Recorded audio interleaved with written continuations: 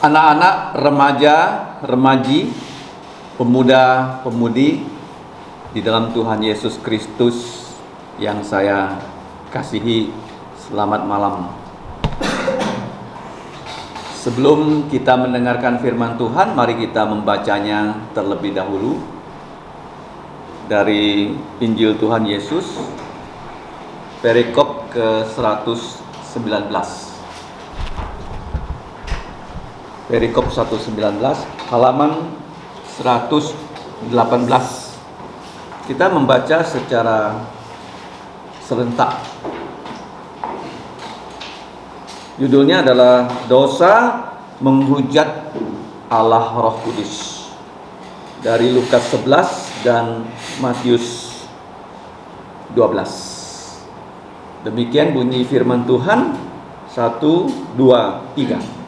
Pada suatu kali Yesus mengusir dari suatu setan yang membisukan. Ketika setan itu keluar, orang bisu itu dapat berkata-kata. Maka orang banyak heranlah. Tetapi ada di antara mereka yang berkata, ia mengusir setan dengan kuasa Beelzebul, penghulu setan.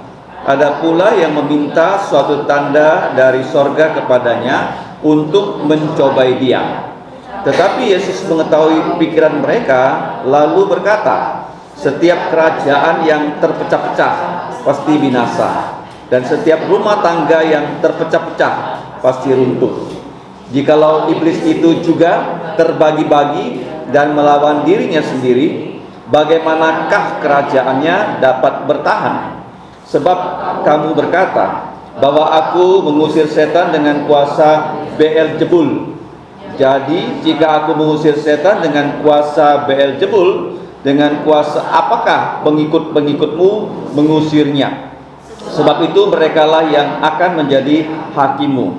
Tetapi jika aku mengusir setan dengan kuasa Allah, maka sesungguhnya kerajaan Allah sudah datang kepadamu. Apabila seorang yang kuat dan yang lengkap bersenjata menjaga rumahnya sendiri, maka amanlah segala miliknya. Tetapi jika seorang yang lebih kuat daripadanya menyerang dan mengalahkannya, maka orang itu akan merampas perlengkapan senjata yang diandalkannya dan akan membagi-bagikan rampasannya. Siapa tidak bersama aku, ia melawan aku, dan siapa tidak mengumpulkan bersama aku, ia mencerai-beraikan. Apabila roh jahat keluar dari manusia, ia pun mengembara ke tempat-tempat yang tandus, mencari perhentian.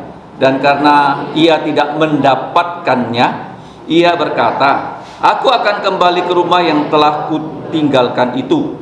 Maka pergilah ia dan mendapati rumah itu bersih tersapu dan rapi teratur. Lalu ia keluar dan mengajak 7 roh lain yang lebih jahat daripadanya, dan mereka masuk dan berdiam di situ. Maka akhirnya keadaan orang itu lebih buruk daripada keadaannya semula. Demikian juga akan berlaku atas angkatan yang jahat ini. Ketika Yesus masih berbicara, berserulah seorang perempuan dari antara orang banyak dan berkata kepadanya, berbahagialah ibu yang telah mengandung engkau dan susu yang telah menyusui engkau. Tetapi ia berkata, yang berbahagia ialah mereka yang mendengarkan firman Allah dan yang memeliharanya atau yang melaksanakannya. Amin. Mari kita berdoa. Bapa kami di surga, kami berterima kasih untuk kesempatan kami bukan hanya dapat belajar di kelas bahasa Inggris, tetapi sebagian kami dapat terus belajar di kelas CMC. Ya Bapa, belajar firman-Mu adalah kelas yang paling penting dalam kehidupan kami sebagai manusia.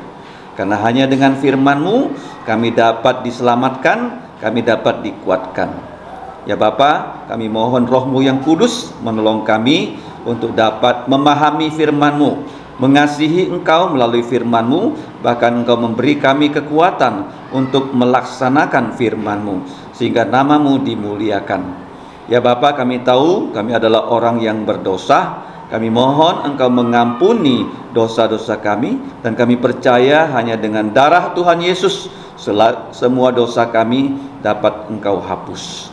Demikianlah doa kami Bapa, di dalam nama Tuhan Yesus kami berdoa dan mengucap syukur. Amin. Nah, dalam kehidupan kita pasti banyak masalah. Betul tidak? Masalah itu datang tanpa diundang. Masalah itu terjadi kenapa? Karena sejak nenek moyang kita jatuh dalam dosa, Adam dan Hawa, maka kita hidup di dunia yang sudah dihakimi dan dikutuk oleh Allah. Jadi setiap manusia sudah berdosa dan kehilangan kemuliaan Allah. Apa yang dibawa oleh dosa kepada manusia? Dosa itu membawa problem, dan problem yang paling besar yang dihadapi oleh manusia adalah namanya kematian. Dengar baik-baik ya, kematian. Kita tidak tahu ya, kita akan hidup sampai umur berapa. Tetapi satu saat manusia akan mati. Bahkan yang terjadi di minggu yang lalu dari anggota keluarga kami di Nangapinoh. Dia memanggil saya sebagai paman. Dia lebih muda daripada saya. Dia orang yang kaya di Nangapinoh. Dia beli rumah di Pontianak, harganya beberapa miliar. Dan saya beberapa kali ke rumah dia. Dia tidak percaya Yesus. Saya terus mengabarkan Injil supaya dia percaya Yesus. Tapi sampai dia menghembuskan napasnya yang terakhir, dia belum percaya Yesus. Kemungkinan kena serangan jantung. Nah, kita tadi membaca problem yang terjadi dengan satu orang. Dia tidak bisa berbicara. Tidak bisa apa? Kenapa dia bisu? Kenapa? Nah, secara alamiah orang bisu, dengar baik-baik, dia lahir pasti dia tuli. Pasti apa? Tuli. Nah, orang yang lahir tuli pasti dia bisu. Tapi di sini kebisuannya itu bukan karena dia lahir sebagai orang tuli, tapi dia dirasuki oleh roh jahat yang disebut setan. Apa arti nama setan? Setan itu menentang kita. Kamu suruh dia A, dia berbuat B. Itu namanya setan, membantah perintah. Namanya apa? Itu setan. Kalau kamu yang membantah perintah, itu namanya apa? Kamu seperti setan. Paham ya? Misal orang tua bilang sama kamu jangan main game sampai malam-malam. Jam 10 malam harus tidur. Tapi kamu lanjut sampai jam 2 pagi. Siapa kamu? Seperti setan. Seperti apa? Ya, setan. Setan itu suka membantah. Paham? Nah, orang yang lahirnya tuli, dia pasti bisu. Nah, seorang bayi, kapan kita tahu dia tuli? Kapan? Bayi yang kecil. Dia kan gak bisa ngomong, dia bisa nangis. Kapan kamu tahu dia tuli? Waktu hujan keras sekali dan bunyi guru, gitu loh. Tapi dia tetap tidur tenang, nggak kaget, nggak apa? Nah, bapak ibunya harus bawa dia ke dokter THT, telinga, hidung, tenggorokan, untuk dikasih headphone. Dikasih apa? Headphone, di setel suaranya setengah kencang. Kalau setengah kencang dia masih bereaksi, itu tandanya dia nggak tulis 100%. Tapi kalau dikencangkan sampai 100%, dia tetap tidak bereaksi, artinya tulinya nggak bisa ketolong. Tapi kalau dikencangkan dikit dia bereaksi, ada pertolongan. Pertolongannya mahal loh. Kamu kalau punya telinga bisa mendengar, mahal nggak? Kenapa mahal? Orang yang anaknya tuli, kalau bapak mamanya nggak ada duit, dia akan jadi bisu. Nah, dokter THT kalau ada reaksi waktu di setel, dia akan operasi telinga, masukkan apa? Speaker. Masukkan apa? Speaker. Terus di luarnya ada mic. Ada apa? Mic, supaya kegendang telinganya waktu orang ngomong bisa ditangkap mic, dimasukkan ke gendang telinganya supaya volumenya besar. Terus dia dilatih berbicara. B-A-B-A. Dia bukan hanya mendengarkan, tapi dia harus melihat mulut kita. B-A-B-A. Operasinya itu kamu tahu berapa? 500 juta. Punya 500 juta? Kalau dilahirkan di keluarga miskin, orang itu akan jadi bisu. Tapi kalau dia keluarga yang kaya, dia bisa dilatih berbicara. Makanya penting lo mendengarkan lo. Jangan sampai di sini saya ngomong, kalian tuh apa? Pikirannya melayang-layang. Ya? Mahal gak telinga? Mahal sekali. Ya. Nah, orang yang tadi dia itu tak bisa berbicara karena dirasuki setan. Nah, kalau masalah dirasuki setan, tidak ada orang bisa menolong kecuali Tuhan Yesus loh. Nah, Tuhan Yesus mengusir roh jahat. Kenapa Tuhan Yesus bisa mengusir roh jahat? Kalau kamu kelakuannya seperti setan, siapa yang bisa mengusir setan dari kehidupan kamu? Kamu nggak bisa. Siapa yang bisa? Caranya gimana? Apakah saya bilang, dalam nama Yesus keluar setan-setan ini dari kamu? Bisa nggak? Oh, kalau bisa enak banget tuh. Anak-anak yang bandel begitu saya bilang setannya keluar, oh langsung dia jadi anak yang begini. Nggak bisa. Kenapa nggak bisa? Bukan zamannya lagi. Nggak ada ya hamba Tuhan diberi kuasa. Dalam nama Yesus aku tengking kau setan, keluar. Dalam gereja sering begitu loh. Padahal setannya nggak nampak, ditengking-tengking. Tiap kali kebaktian nama setan disebut. Nah, Tuhan Yesus waktu dia melayani, dia mengusir setan, menyembuhkan penyakit, semua ya hal bisa dia lakukan karena dia Allah Maha Kuasa. Memang zamannya Yesus tuh zamannya mujizat. Bukan hanya Tuhan Yesus melakukan mujizat, para rasul juga bisa melakukan mujizat. Dan setelah itu nggak ada lagi ya zaman mujizat, sudah berlalu. Nah, waktu Yesus mengusir setan, karena dia adalah Allah, setan itu asalnya dari siapa? Iblis. Asalnya dari malaikat yang jatuh. Malaikat apa? Yang jatuh dalam dosa. Diusir dari sorga, kemana diusir? Ke angkasa. Jumlahnya banyak, maka disebut kerajaan. Kerajaan kuasa gelap. Dan Yesus datang memberitakan kepada kita namanya kerajaan Allah. Kerajaan Allah itu bagaimana kita bisa masuk? Kalau kita bertobat. Bagaimana kita bisa bertobat? Setannya yang ada dalam diri kita, pengaruh setan yang ada itu diusir. Gimana caranya sekarang ya? Nanti akan saya jelaskan. Di waktu Yesus selesai mengusir setan, banyak orang heran. Heran sekali. Orang tuh sudah sembuh, setannya sudah keluar, bahkan dia bisa ngomong, bisa berbicara. Nah, waktu itu ada orang yang tidak percaya Yesus, mereka itu sentimen sama Yesus, mereka memberikan komentar yang disebut menghujat. Apa itu menghujat? Bahasa Inggrisnya itu blaspheme. Menghujat itu kalau ya orang tuh baik, kamu bilang dia jelek.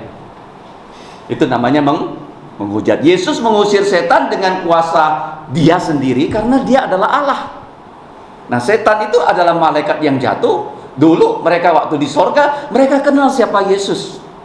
Dan waktu ya mereka ketemu dengan Yesus, dengan terpaksa loh, roh-roh jahat itu berkata, engkau adalah putra Allah yang maha tinggi. Ya. Orang Yahudi nggak kenal Yesus, tapi setan begitu ketemu Yesus tahu siapa Yesus. Yesus mengusir setan itu, dan orang mengatakan Yesus mengusir setan dengan Beelzebul. Nah, Beelzebul itu bahasa Indonesia, bahasa aslinya itu Baal Jebul. Baal, pernah dengar nama Baal nggak? Baal itu artinya bos. Apa? Bos atau bapak, ya bapak Jebul. Jebul itu adalah, bapak Jebul itu adalah dewa lalat. Ya, dewa apa? Kenapa disebut dewa lalat? Karena lalat itu binatang paling kotor.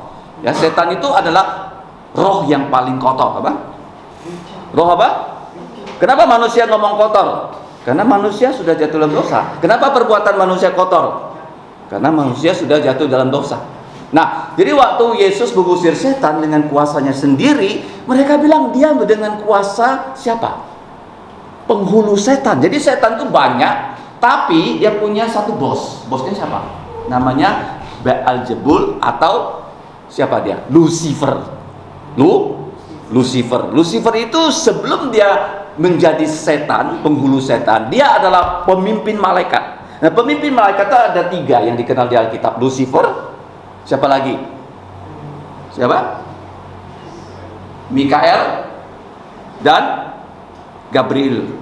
Paham ya? Kalau Gabriel itu tugasnya menyampaikan pesan dari Tuhan, Mikael tugasnya berperang, berperang. Nah, kalau Lucifer dia adalah dikatakan dalam Yesaya 14 dan Yeskel 28, dia adalah penghulu malaikat yang paling terang benderang.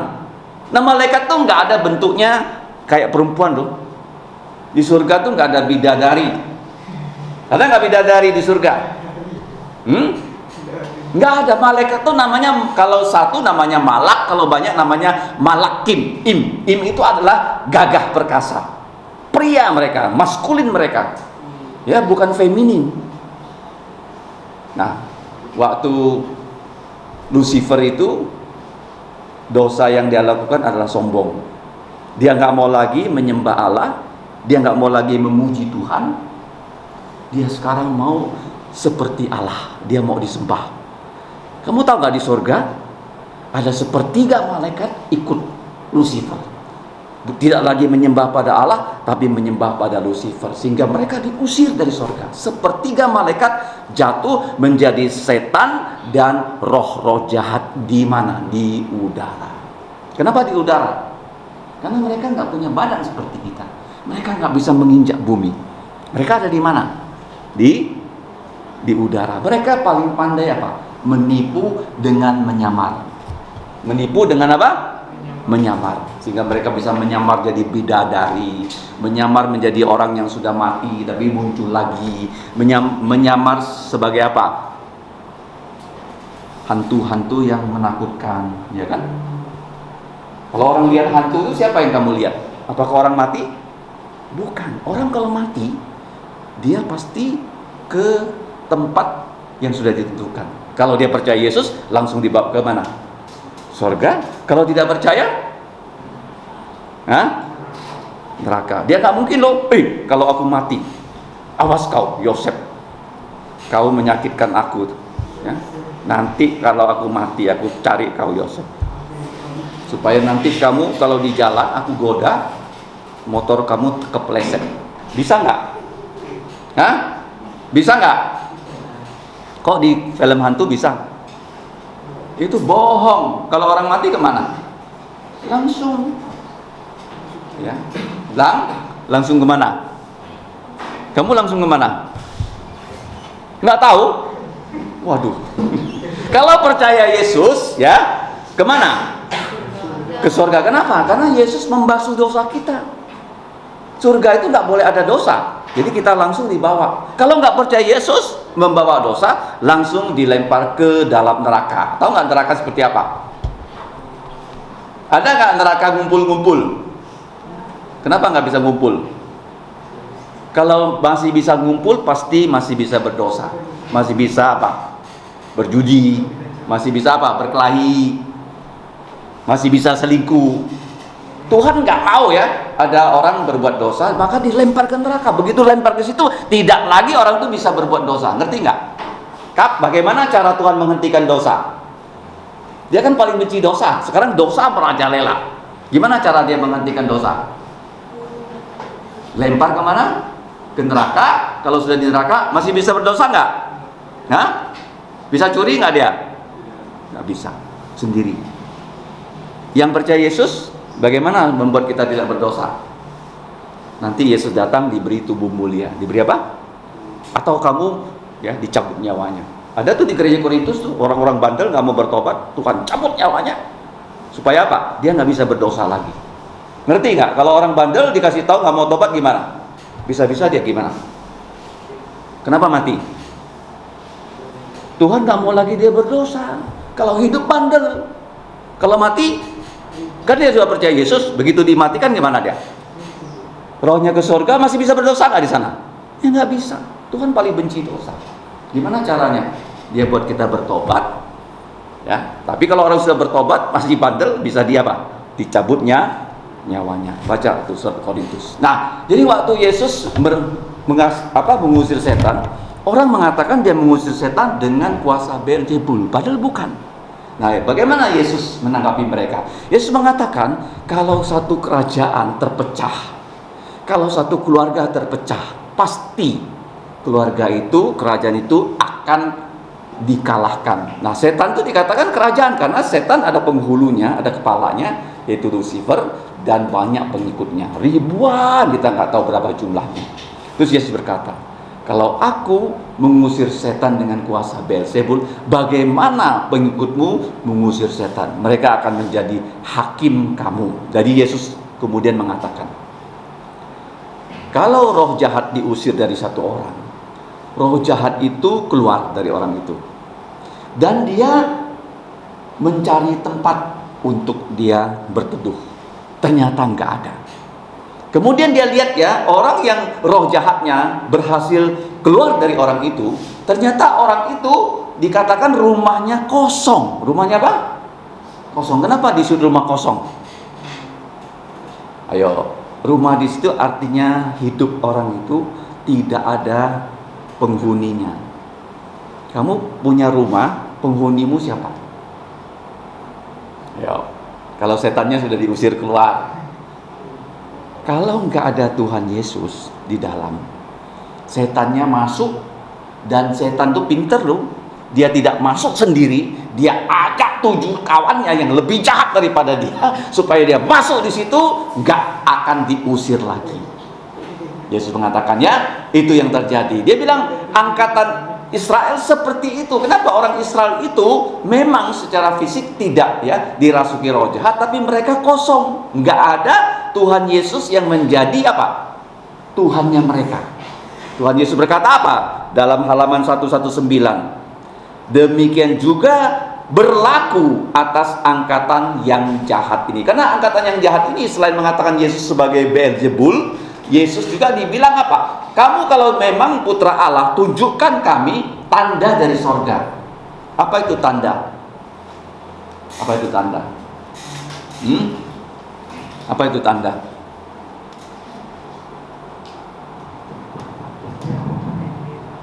Tanda?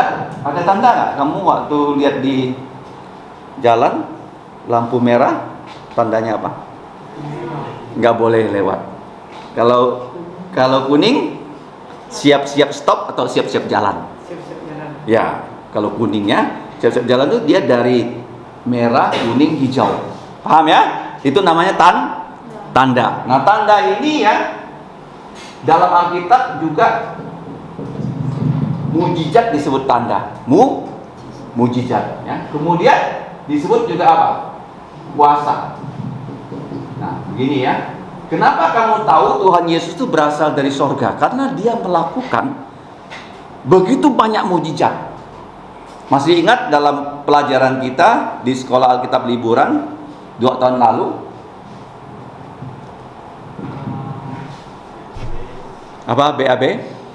Tuhan Yesus, kuasanya, benda mati, mendengarkan perintah Yesus. Contohnya 5 roti, 2 ikan, Tuhan Yesus pakai untuk memberi makan 5.000 keluarga.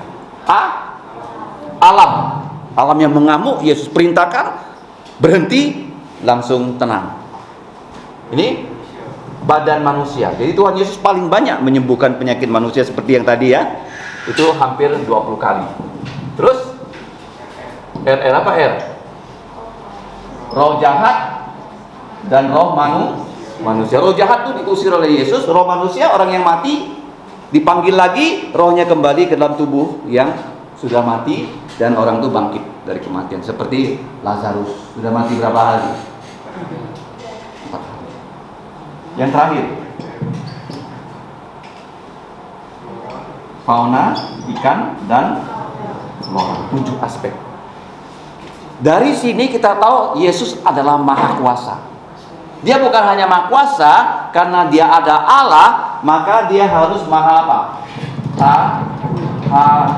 semua. Apa takwa?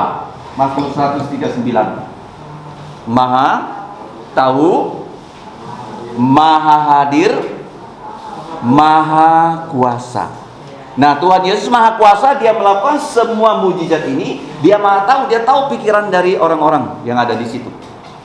Paham ya? Dia tahu pikiran kita. Dia tahu masa lalu, dia tahu masa kini, dia tahu masa depan. Karena dia adalah Allah yang maha tahu. Nah, kemudian kamu lihat di situ, waktu orang berkata Yesus adalah pengikut Beelzebul. Yang kedua, mereka bilang, Tuhan Yesus, kalau engkau memang dari sorga, beri kami tanda dari langit.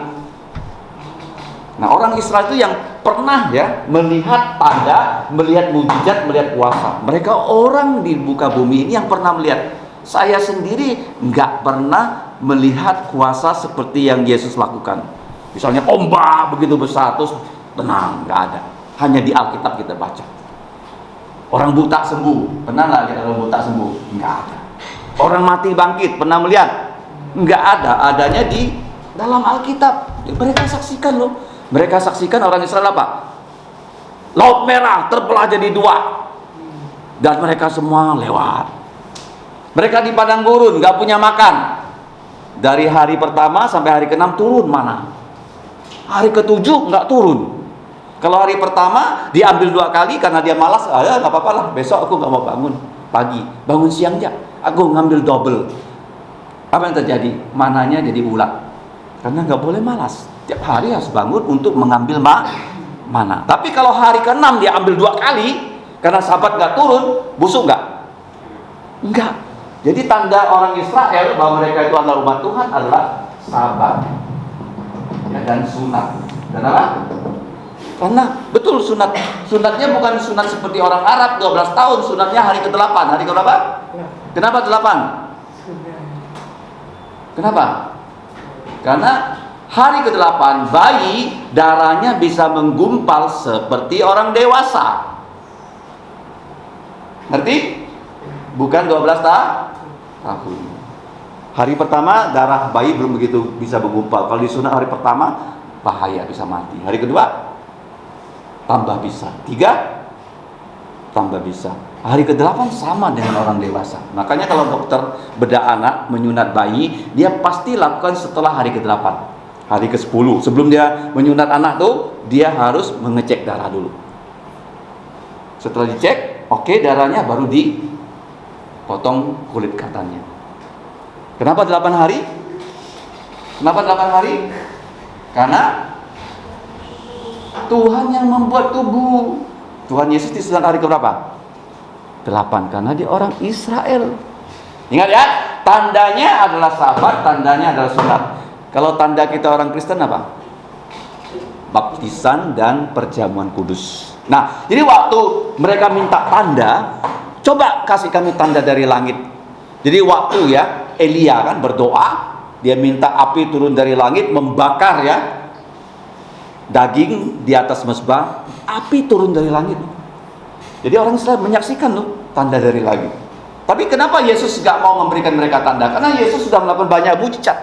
Kalau mereka mau percaya mujizat-mujizat ini, mereka harus percaya bahwa Tuhan Yesus adalah Allah yang menjelma menjadi manusia. Sekarang pertanyaannya, kenapa Tuhan Yesus harus menjadi manusia? Seperti kita. Cuma bedanya apa Yesus dengan kita? Apa bedanya? Yesus tidak berdosa. Yesus bisa lapar gak? Yesus bisa nangis gak? Bisa. Yesus perlu belajar ABC gak? Dia perlulah, dia perlu belajar berjalan gak? Perlu, dia belajar. Nah, Yesus karena dia menjadi manusia, bedanya adalah dia tidak pernah membantah perintah Allah. Dia tidak pernah berbuat dosa. Dia suci. Sehingga atau kudus.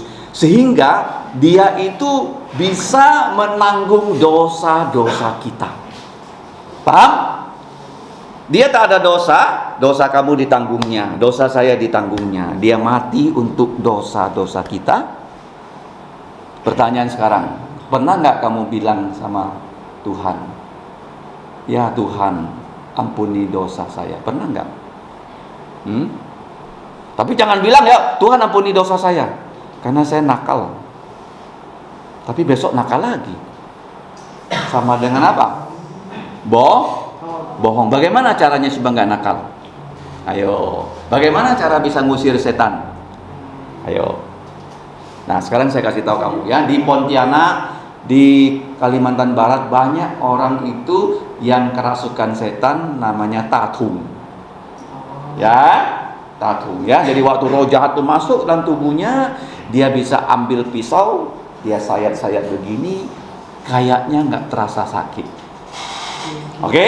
Karena pisau. Coba saya bawa bulldozer, saya gilas dia, mati nggak dia? Hah? Mati nggak? Hah? Yakin? Nah, kok hanya pakai pisau? Hanya membohongi orang. Setan tuh kuasa lebih kuat daripada kita, tapi kuasanya terbatas. Terbatas. Nah, jadi kalau kamu lihat orang yang kerasukan setan, bisa nggak dia 24 jam kerasukan setan? Hah? Nggak kan? Gimana caranya mengusir setan waktu dia kerasukan roh jahat ya? Kamu kan orang Kristen, datang kepada dalam nama Yesus, roh jahat aku usir keluar. Kira-kira roh jahatnya keluar nggak? Sekarang banyak loh pendeta suka ngusir setan. Coba waktu orang tatung itu, dia datang ke situ, usir roh jahat, keluar nggak roh jahatnya? Hah? Keluar nggak? Hah?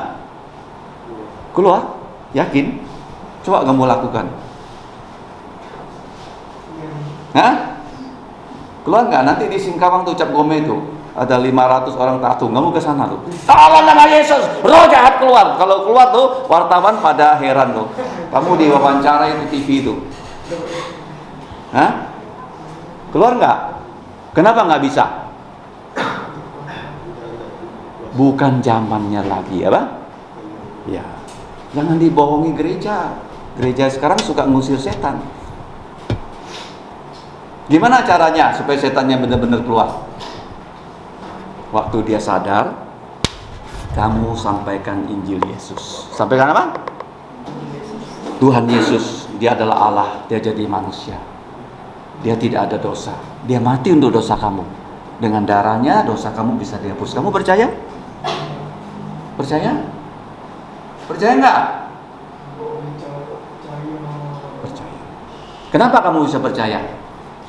Apa kamu pintar? Itu pekerjaan Roh Kudus. Pekerjaan apa? Ya. Terus kamu percaya Yesus sudah mati, dia sudah dikubur, kamu percaya. Yang ketiga, kamu percaya dia bangkit dari kematian? Kapan dia bangkit? Hari apa? Hari ketiga, hari Minggu. Makanya tanggal merah. Kamu percaya? Percaya. Apa bedanya Yesus yang sebelum mati dengan yang sudah bangkit? Dia sudah punya tubuh mulia.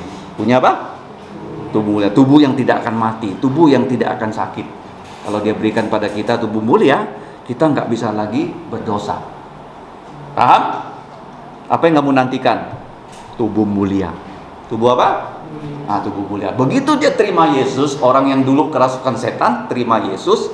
Yesus ada di mana? Ada dalam hidup dia, sehingga berani nggak setan itu masuk lagi? Makanya Yesus berkata kepada orang yang berteriak, berbahagialah perempuan yang mengandung engkau, hai Yesus. Ya, Maria kan? Berbahagialah susu yang menyusui engkau, hai Yesus. Yesus bilang bukan, yang berbahagia adalah apa? Coba baca. Kamu mau berbahagia?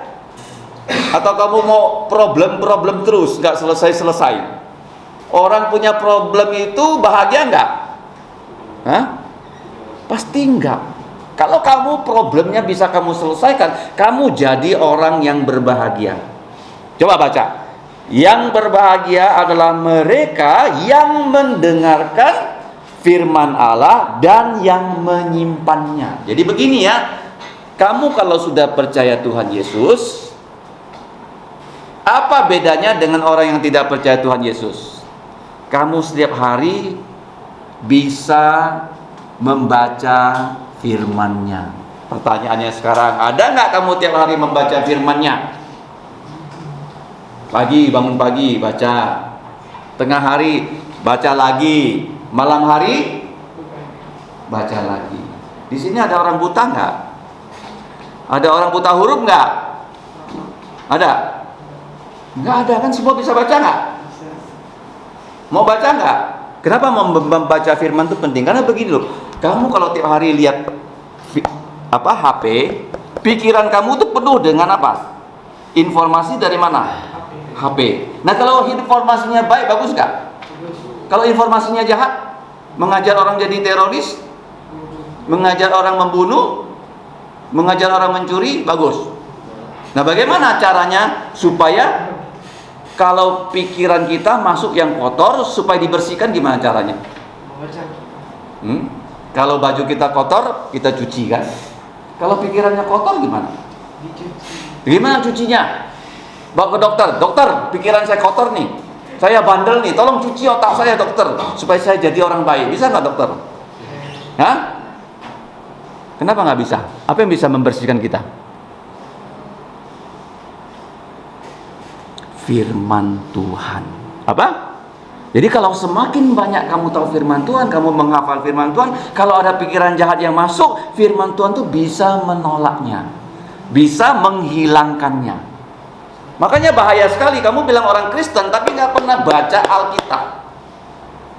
Sangat berbahaya. Otak kamu jadi rusak. Jadi apa? Penuh dengan game, penuh dengan YouTube, penuh dengan TikTok.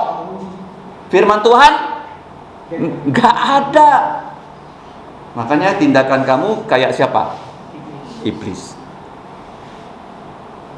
Ya, nggak kaget, nggak apa? Nggak apa? Kaget. Tapi kalau kamu punya firman, apa? Kamu bisa dibersihkan, dituntunnya. Coba baca Mazmur 119, 105. Firman-Mu adalah pelita untuk kakiku dan terang untuk jalanku. Terus Mazmur 119, dengan apa orang muda bisa mempertahankan kelakuan yang baik? Menjaganya sesuai dengan firman Tuhan. Karena yang bisa membersihkan kita, yang pertama adalah darah Yesus, yang kedua firman Tuhan, yang ketiga siapa? Roh Kudus, yang keempat diri sendiri mau bekerja sama. Ini disebut darah suci, firman suci, roh suci. Kamu mau hidup suci. Mau apa? Hidup suci. Paham ya? Jadi kita malam ini sudah belajar tentang apa? Roh jahat yang membuat orang bisu diusir oleh Yesus. Nah, sekarang bagaimana cara kita mengusir roh jahat? Memberitahu orang tentang Yesus supaya dia percaya Yesus, sehingga roh jahat tidak akan kembali kepada orang itu. Kemudian kalau kita bagaimana caranya? Kita mau bebas dari pengaruh setan. Jangan orang lihat, kau hidupnya kayak setan, ya kan? Bagaimana caranya? Harus sungguh-sungguh percaya Tuhan Yesus. Yang kedua, dengan percaya Yesus, darah Yesus menghapus dosa kita. Dan yang kedua apa? Tiap hari mau membaca firman-Nya. Janji ya, pagi membaca, siang membaca, malam sebelum tidur membaca. Kenapa penting? Supaya kalau ada yang jahat masuk, bisa apa? Dikalahkan oleh firman Tuhan. Kalau nggak ada ya, hidup kamu bisa hancur. Bisa apa? Hancur. Kenapa hancur? Karena semua yang membuat kita tertarik akan membuat kita gagal. Contohnya, misalnya orang tiap hari nonton TikTok. Kira-kira dia bisa berhasil nggak? Hah? Bisa nggak? Kalau dia nonton TikTok tuh setiap hari berhasil, nggak usah sekolah kan? Apa yang bisa membuat kita berhasil? Tiap hari membaca firman. Saya jamin kamu loh. Dengan baik-baik. Kalau kamu tiap hari membaca firman Tuhan, kamu jadi orang yang bagaimana? Berhasil atau gagal? Berhasil. Bukan saya yang bilang loh. Siapa yang bilang? Tuhan. Baca Mazmur pasal 1. Orang yang kesukaannya merenungkan firman Tuhan siang malam, ya seperti pohon di tepi aliran air, tiba musimnya dia berbuah. Dia apa? Berbuah. Tidak seperti orang yang tidak mau firman, seperti sekam ditiup angin. Paham? Jalannya menuju ke binasaan. Sekarang kita, darah Yesus membersihkan kita, firman Tuhan bisa membersihkan kita, dan Roh Kudus bisa membimbing kita, dan apa? Kita sendiri mau apa? Punya tekad hidup suci. Ya, harus bertekad ya. Jadi orang Kristen kita harus seperti Yesus, jangan seperti setan. Seperti apa? Nah, setan. Kita berdiri, kita tutup dalam doa ya. Sebelum kita mengakhiri kelas MC kita, mari kita berdoa. Bapa di surga, kami berterima kasih karena Engkau Allah yang hidup. Di dalam Tuhan Yesus kami bisa meminta kepada Engkau untuk menolong kami. Kami telah meminta supaya Engkau menurunkan hujan, dan hari ini adalah hari yang istimewa karena Engkau memberikan kami hujan yang amat lebat yang merata di seluruh Pontianak dan Kuburaya, sehingga udara menjadi lebih bersih daripada sebelumnya. Ya Bapa, kami juga diberi kesempatan mendengarkan firman-Mu. Kami akan pulang ke rumah kami masing-masing. Kami menyerahkan hidup kami ya Bapa ke dalam pimpinan Engkau. Kiranya kami dapat selalu taat kepada Engkau seperti Tuhan Yesus yang selalu melaksanakan perintah-perintah-Mu. Tolonglah kami ya Bapa yang masih muda, agar kami rajin membaca firman-Mu baik pagi, siang hari, dan malam hari. Karena hanya dengan firman-Mu lah Engkau dapat melindungi kami dari kuasa kegelapan. Engkau juga memberkati sekolah kami dan juga keluarga kami, supaya kami semua menjadi saksi yang baik. Di antara kami ada anggota keluarga yang belum percaya Tuhan Yesus, mereka menjadi bisa percaya karena kesaksian kami. Sebentar lagi Bapak, kami akan melaksanakan yaitu survei tentang pelajaran musik. Kiranya Engkau menuntun kami. Dan sebentar lagi juga kami akan pulang ke rumah kami masing-masing, sertalah perjalanan kami supaya tiba di rumah dalam keadaan baik. Demikianlah doa kami Bapa yang kami ucapkan hanya dalam nama Tuhan Yesus yang sudah mengajar kami doa Bapa kami yang berbunyi, Bapa kami yang di surga, dikuduskanlah nama-Mu, datanglah kerajaan-Mu, dilaksanakanlah kehendak-Mu di bumi seperti di surga. Berikanlah kami pada hari ini makanan harian kami, dan ampunilah kami akan kesalahan kami, seperti kami juga mengampuni orang yang bersalah pada kami. Dan janganlah membawa kami ke dalam pencobaan, tetapi lepaskan kami dari yang jahat, karena Engkau lah yang punya kerajaan dan kuasa dan kemuliaan sampai selama-lamanya. Amin. Duduk. Sebelum pulang ada survei ya, pelajaran musik yang akan dilakukan oleh Kak Timothy ya. Waktu dan tempat saya persilakan. Terima kasih.